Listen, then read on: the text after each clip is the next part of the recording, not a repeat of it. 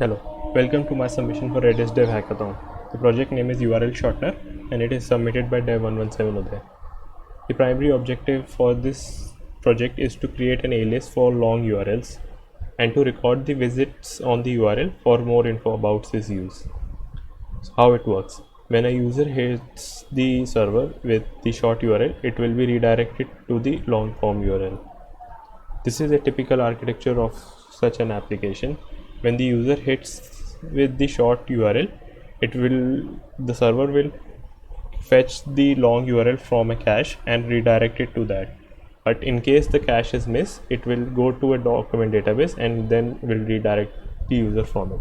At the same time, the server will also send information to a message queue informing about that the user has clicked on it and its information like what time it did. The data will sit in the message queue and will be picked up by an aggregator. This aggregator will take the message and store it in a time series database. The user can then query the aggregator, which will fetch data from the time series database to get more information about the URL performance. So this is what a similar architecture would look like on the Redis stack. So in here we can replace our document database with Redis JSON, we can replace our message queue with Redis PubSub, and we can replace our time series database with Redis time series. Redis JSON will be much faster than a traditional document database, and so as the condition goes for Redis time series. So here's a small demo on the application. Right now we don't have any URLs in our system, so when we go on save link, we tell what is the short URL we need, we specify the long form URL for the corresponding, we specify the owner who created this URL, and then we can have some tags and labels for it. So when I click submit, it says success in saving, and then we have the short URL.